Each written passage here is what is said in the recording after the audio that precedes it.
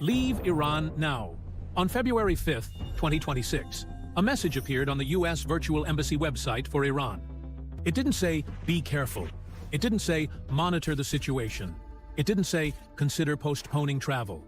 It said 3 words: "Leave Iran now." Not tomorrow. Not when it's convenient. Now. You will be shocked when you find 3 facts about this. Number 1, America's warning. There is no physical U.S. embassy in Iran. There hasn't been one since 1980, when Iranian revolutionaries stormed the American embassy in Tehran and held 52 American diplomats hostage for 444 days. Since that crisis, diplomatic relations between the United States and Iran have never been restored.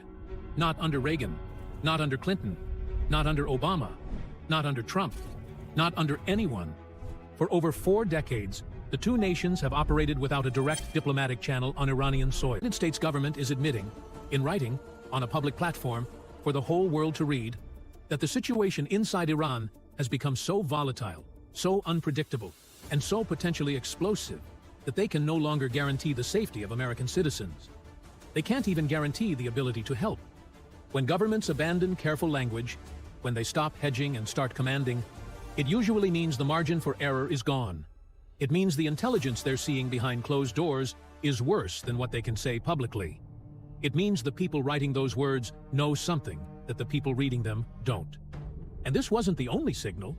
The alert went further, much further, with specific practical warnings that painted a picture of a country on the edge of total lockdown. But here's what makes this even more alarming.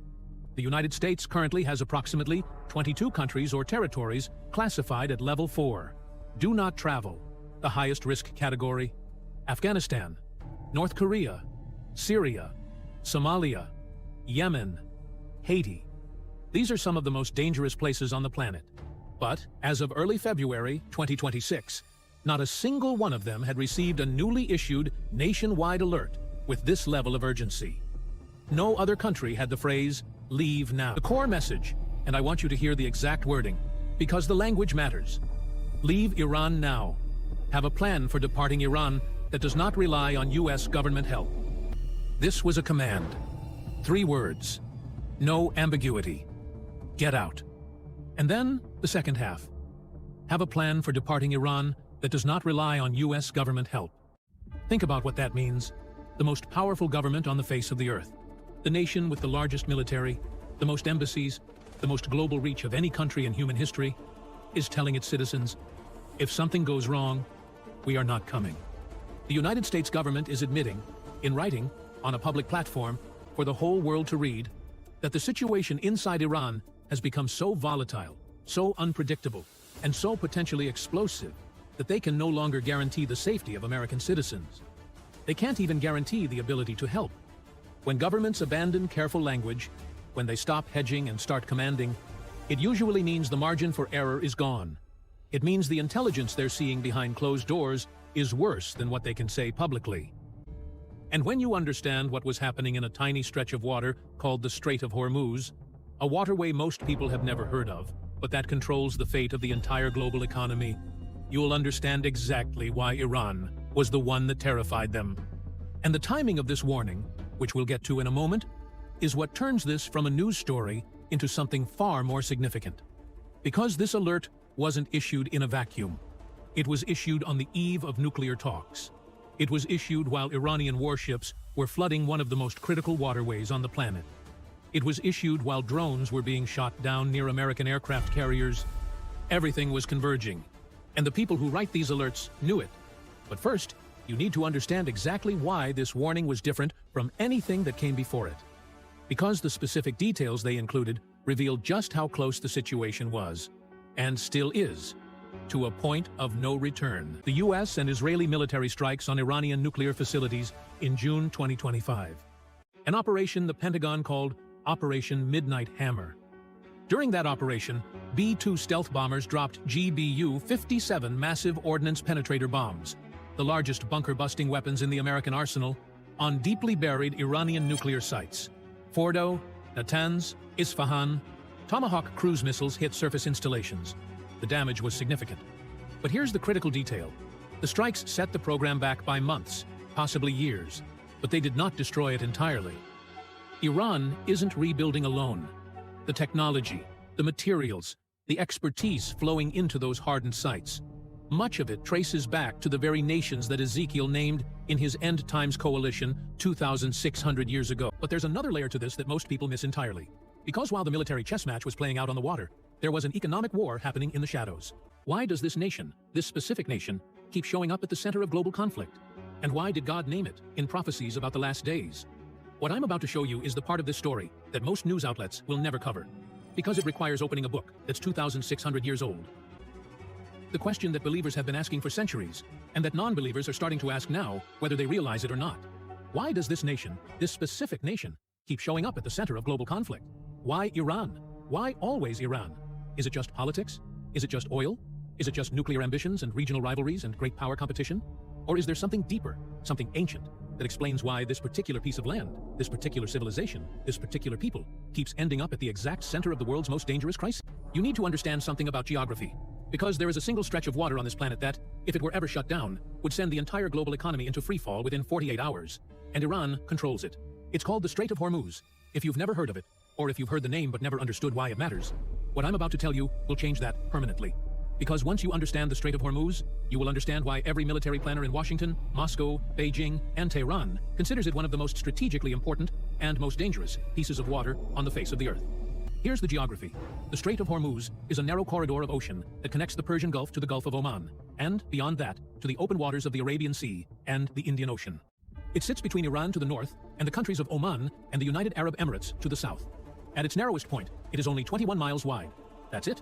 21 miles of water separating two coastlines. To put that in perspective, that's roughly the distance from one side of London to the other. Roughly 20 to 25% of the world's entire oil supply passes through this strait every single day. Some estimates put it even higher, up to 30% during peak periods. We're talking about approximately 20 to 21 million barrels of crude oil per day being transported through a gap that is, at its tightest navigable point, narrower than most mid-sized cities. Every tanker carrying Qatari gas to markets in Asia, Europe, and beyond has to pass through Hormuz. So what happens if it closes? I want you to picture this. Tomorrow morning, the Strait of Hormuz is blocked. Maybe it's mines. Maybe it's a military confrontation. Maybe it's a deliberate Iranian shutdown. Whatever the cause, no ships can pass.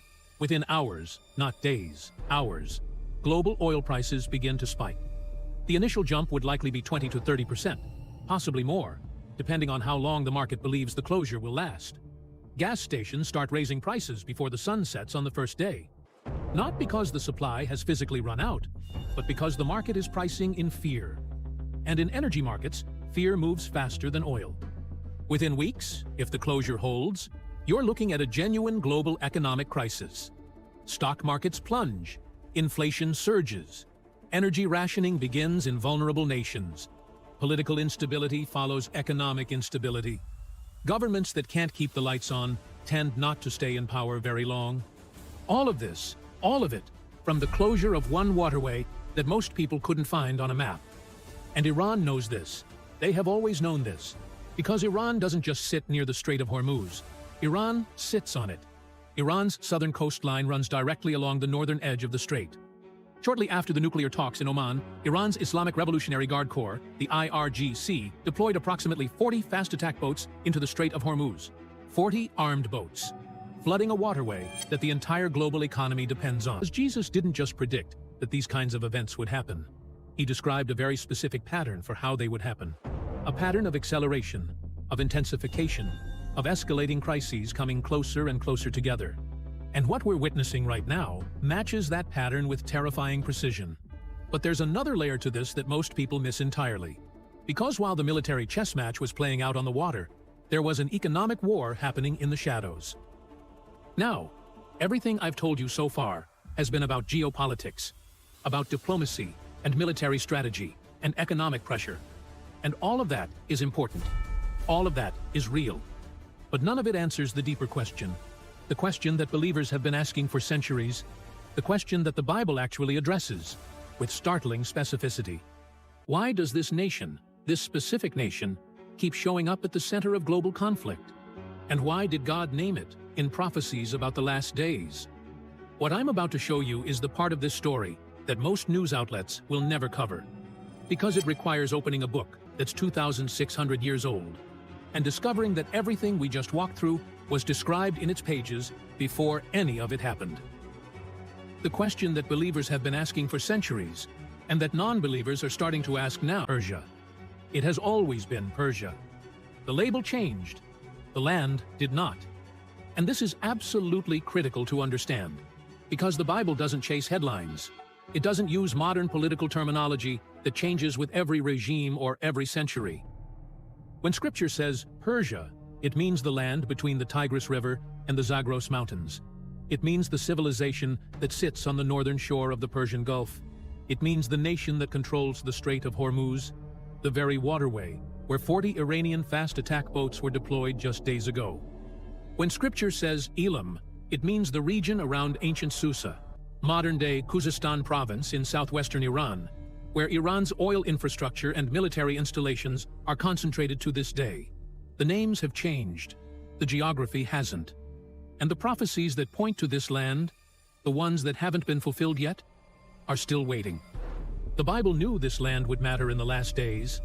It knew it would be at the center of conflict, at the center of coalition, at the center of a crisis involving Israel and the nation. You have nearly 50 direct references to the land that is now Iran scattered throughout Scripture.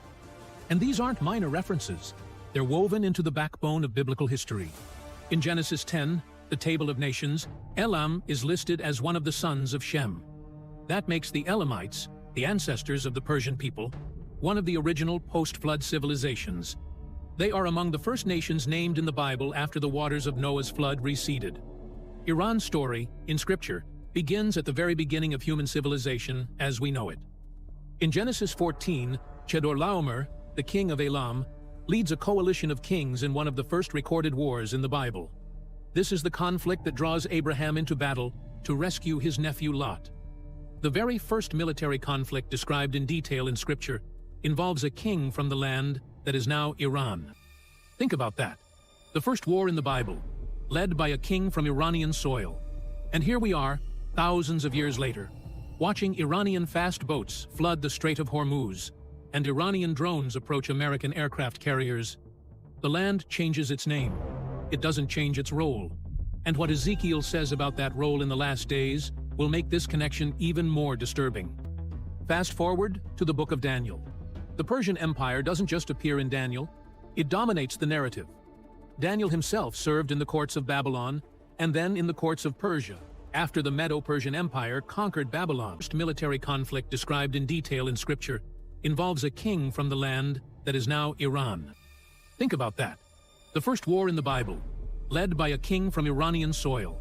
And here we are, thousands of years later, watching Iranian fast boats flood the Strait of Hormuz and Iranian drones approach American aircraft carriers. The land changes its name. It doesn't change its role. And what Ezekiel says about that role in the last days will make this connection even more disturbing. Fast forward to the book of Daniel. The Persian Empire doesn't just appear in Daniel, it dominates the narrative. Daniel himself served in the courts of Babylon and then in the courts of Persia after the Medo-Persian Empire conquered Babylon. It was the Persian king Darius who threw Daniel into the lion's den. It was the Persian king Cyrus who issued the decree allowing the Jewish exiles to return to Jerusalem and rebuild the temple. And Daniel's prophecies, the ones that lay out the timeline of world empires from Babylon to the end of days, place Persia as the second great empire. Daniel 8:20. The ram which thou sawest having two horns are the kings of Media and Persia. Persia is not a footnote in Daniel's visions. It is a pillar, one of the foundational empires in God's prophetic timeline for human history. That Hebrew word, Mashiach, is the same word we translate as Messiah. God used messianic language to describe a Persian ruler. That is how central Persia is to the biblical story. And here's what makes this even more staggering. And this is something you need to hold on to, because it will become the key to understanding everything when we reach Ezekiel 38. In the historical books, Persia is God's instrument. God uses Persia to free Israel, to rebuild the temple, to restore the nation. But in the prophetic books, in the passages about the last days, Persia's role reverses completely. It goes from deliverer to adversary. from the nation God used to save Israel to a nation in the coalition that marches against Israel.